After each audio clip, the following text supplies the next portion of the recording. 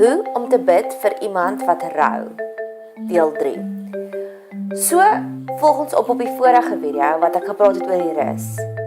In ons vriendekring se nabetragting van die trauma op dag 1, toe die hele familie by hulle was, die groter familie by die gebroke gesin, het ons vriende stilletjies weggeslip om vir hulle die kosbare familie tyd te gee. Ons as vriendekring het pizzas bestel, 'n groot kaggelvuur gebou en later begin musiek luister, terwyl sommiges van ons op die bank gaan lê het onder komberse en net musiek geluister het. Ons het nie gepraat nie, ons het net gebee. Ons was net daar, ons elkeen in ons eie wêreldjie, besig om te prosesseer wat die dag gebeur het. Somtyds wil jy nie alleen wees nie, jy het die gemeenskap van jou geliefdes nodig. Maar jy wil ook nie praat nie, jy wil net be. En indien die gebroke gesin sulke oomblikke nodig het, lei ons asseblief om die oomblikke vir hulle te skep. Daardie warm, snoesige, veilige oomblikke, saam met mense wat vir hulle omgee. Trauma los gereeld 'n diep wond, dat ons beleef flashbacks lank nadat die oorspronklike trauma gebeur het. Dat elke Saterdagoggend kan moontlike oggend wees van slegtenis. Jy word stuck in a moment soos die liedjie van U2. Ek wil sommer nou al hier teen bid. In Hosea 2 vers 15, New Living Translation, and transform the valley of trouble into a gateway of hope. Ek verklaar nou hierdie belofte uit oor hulle lewe.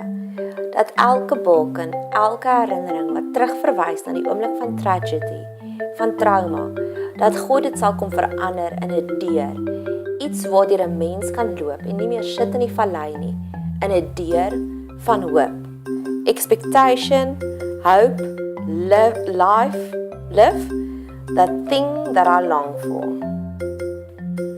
Toe die trauma gebeur het, het vir my gevoel ek stap nou op 'n oorlogsterrein.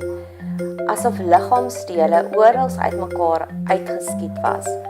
Al die hoop, al die môres wat nog moes uitspeel, lê uitmekaar gespat. Al die vakansies wat nog beplan is, al die onafgehandelde huistaakies en projekte wat die gesin nog wou saam doen, lê uitmekaar uitgespat. Dit was emosioneel woes en leeg, 'n emosionele oorlogsterrein. En nou wil ek daarvoor bid. God weet al die hoop wat nou in 'n oogwink verloor het. Net soos wat sekere gebiede verklaar word as 'n rampgebied, kan hy hulle ook nou as 'n verklaar as 'n rampgebied. Dat God se geestelike ondersteuningsspanne opgekommandeer word om te gaan help daar. Om te gaan help die plek waar weer emosioneel skoon te maak. My vriendin sê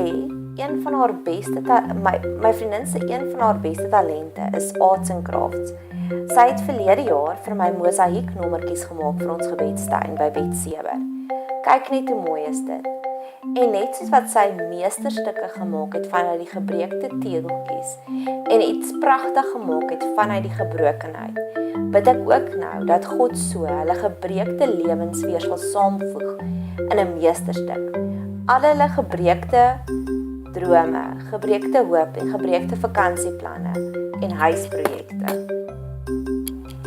Hierdie belofte en seëning wat Abigail uitgespreek het oor Dawid se lewe is so kosbaar vir my.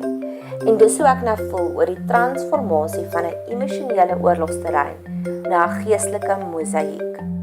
1 Samuel 25 vers 29.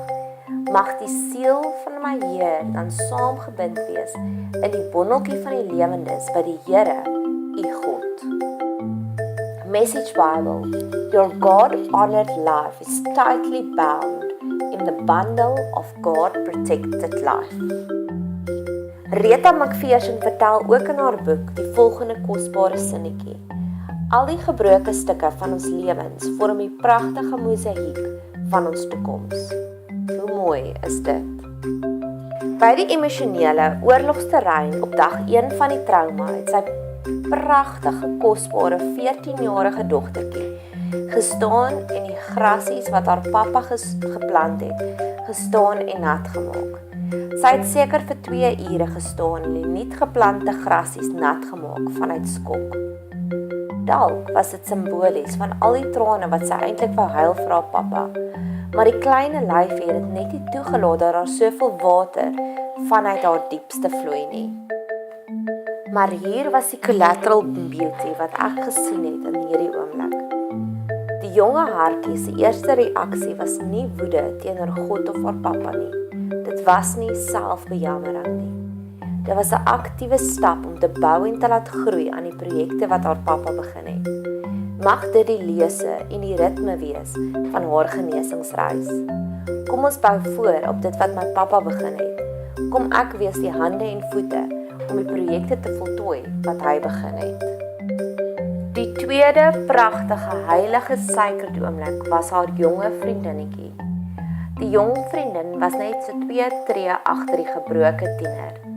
Die jong vriendinnetjie het niks gesê nie, sy was net daar. Dit was so spesiaal. Hulle sê in oorlogte word heroes gebore.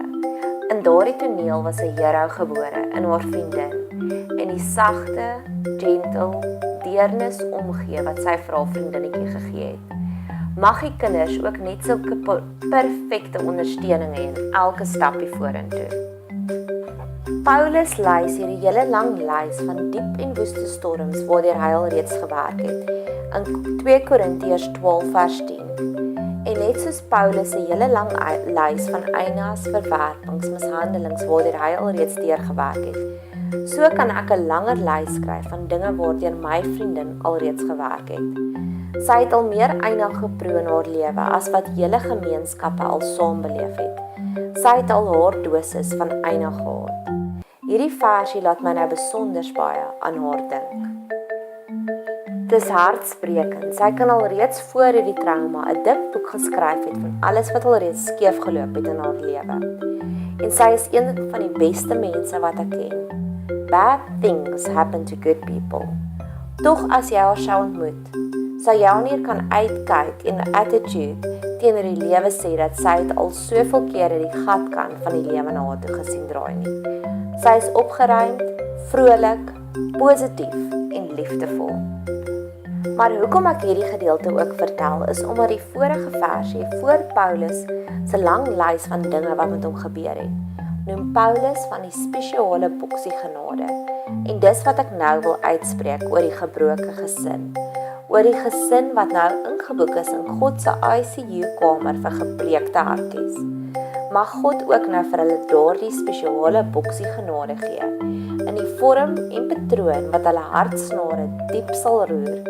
Mag God vir hulle oomblik tot oomblik van daardie spesiale boksie genade gee.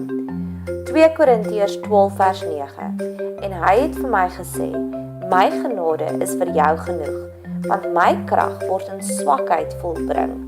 Baie liewer sal ek dus in my swakhede roem, sodat die krag van Christus in my kan woon. Die volgende video sal binnekort volg.